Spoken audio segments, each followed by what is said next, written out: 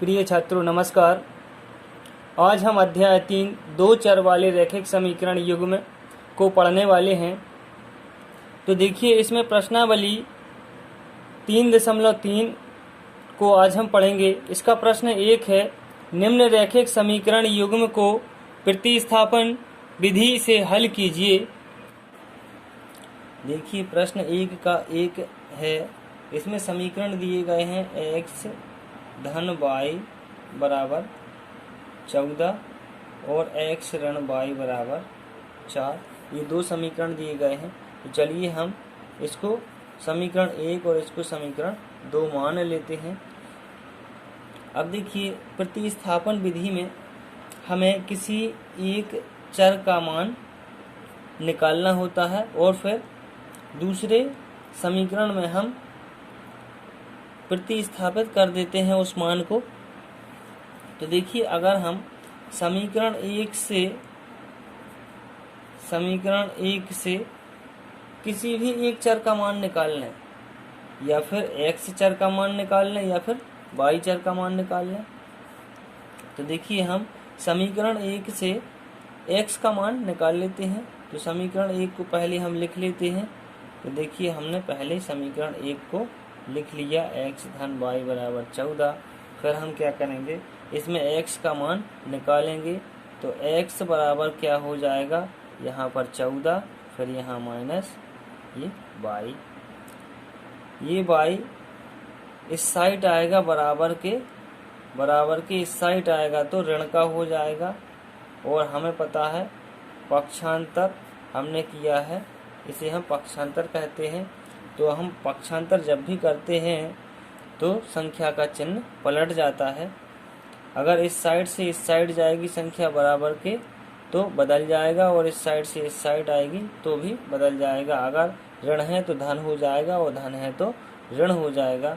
अब देखिए, यहाँ पर हमें चर x का मान प्राप्त हो गया 14 ऋण y। तो अब हम x का मान समीकरण 2 में रख देते हैं। तो देखिए, हमारे पास समीकरण 2 क्या है। अब हम लिखेंगे समीकरण 2 से x बराबर 14 ऋण y प्रतिस्थापित करने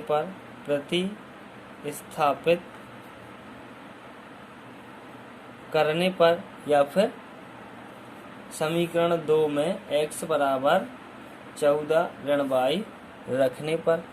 ठीक है, x बराबर कुछ भी लिख सकते हैं हम। तो यहाँ देखिए, समीकरण 2 हम पहले लिख लेते हैं। तो हमने देखिए ये समीकरण 2 लिख लिया, x ऋण y बराबर 4। अब हम x का मान यहाँ x की जगह पर रख देते हैं। तो देखिए, यहाँ हमने रख दिया 14 ऋण y, ये x की जगह पर रख दिया, ऋण y बराबर 4। अब देखिए, हम यहाँ पर क्या करेंगे,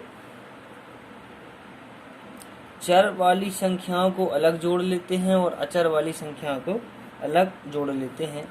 तो यहाँ देखिए, 14 ऋण y बराबर 4। अब ये कौन सी संख्याएं हैं, ये चर संख्याएं कहलाती हैं और ये अचर संख्याएं कहलाती हैं। चर संख्याएं वे संख्याएं कहलाती हैं जिनका मान बदलता रहता है, और अचर वे संख्याएं जिनका मान बदलता नहीं है। जैसे कि x, y, z इनका मान बदलता रहता है, इसलिए इन्हें हम चर संख्याएं कहते हैं। और जैसे कि 1 है, 2 है, 3 है, ये अचर संख्याएं कहलाती हैं। अचर संख्याएं जैसे कि 1, 2, 3, ये जो संख्याएं होती हैं जिनका मान निश्चित होता है, वह अचर संख्याएं कहलाती हैं। तो देखिए, यहाँ पर हम क्या करेंगे, इनको जोड़ लेते हैं। ये क्या हो जाएगा, 14, ये ऋण का 1 y है और ये ऋण का 1 y है, तो ऋण के 2 y हो जाएंगे बराबर 4। अब देखिए, इस 14 का हम पक्षांतर कर देते हैं, यानी कि बराबर के इस साइड ले आएंगे इसको 14 को। ये ऋण 2y ज्यों का त्यों लिखा रहने देंगे, और ये 4। अब इस 14 को हम इस साइड लाएंगे तो इसका चिन्ह पलट जाएगा, ये ऋण का 14 हो जाएगा। अब इसके बाद हम क्या कर सकते हैं, ये देखिए ये धन की संख्या है, ये ऋण की संख्या है, तो फिर हम घटा देते हैं और जो संख्या बड़ी होती है उसका चिन्ह हम आगे लिख देते हैं। तो ये देखिए, ये ऋण 2y बराबर, यहाँ देखिए संख्या बड़ी कौन सी है, 14। इसमें कौन सा चिन्ह है, ऋण का है, तो यहाँ ऋण लिख देंगे। अब कितनी बड़ी है, यानी कि हम 14 में से 4 को घटा देंगे तो यहाँ हमें मिल जाएगा 10, यानी कि हम कह सकते हैं कि ये 10 बड़ी है। तो यहाँ देखिए, ये बराबर साइड में ये ऋण चिन्ह है, ये ऋण चिन्ह है, तो हम इसको काट देते हैं और फिर यहाँ लिखेंगे हम y बराबर 10।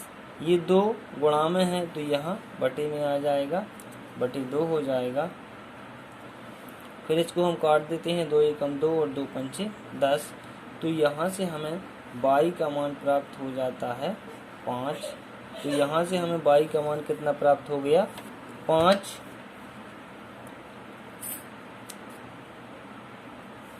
अब हम ये y बराबर 5 किसी भी एक समीकरण में रख देंगे तो हमें x का मान प्राप्त हो जाएगा, चाहे आप 1 में रख दें और चाहे 2 में रख दें। तो देखिए समीकरण 1 क्या है हमारा, x धन y बराबर 14, इसमें भी रख सकते हैं, और 2 है x ऋण y बराबर 4, इसमें भी रख सकते हैं। तो चलिए मैं 1 में रख देता हूँ। समीकरण 1 क्या है हमारा, x प्लस y बराबर 14। अब इसमें हमने y बराबर क्या रख दिया, 5 रख दिया यहाँ पर। तो ये x तो ज्यों का त्यों रहेगा, धन यहाँ y की जगह पर हम क्या रख देंगे, 5। तो हमने 5 रख दिया, ये यहाँ से बराबर 14। यहाँ हम लिख सकते हैं समीकरण 1 में y बराबर 5 रखने पर, ठीक। तो यहाँ हमने रख दिया। तो यहाँ से हमें x का मान क्या प्राप्त हो जाता है, 14। x बराबर 14। अब ये 5 धन का है, इस साइड हम घटा देंगे इसको, इसका पक्षांतर हो जाएगा, तो ये ऋण का आ जाएगा। तो यहाँ से हमें x का मान क्या मिल जाता है, 14 में से हम 5 को घटाएंगे तो कितना बचेगा, 9। तो यहाँ से हमें x बराबर 9 प्राप्त हो जाता है और y बराबर 5 प्राप्त हो जाता है। तो इस प्रकार से प्रतिस्थापन विधि द्वारा हम रैखिक समीकरण युग्म को हल कर सकते हैं।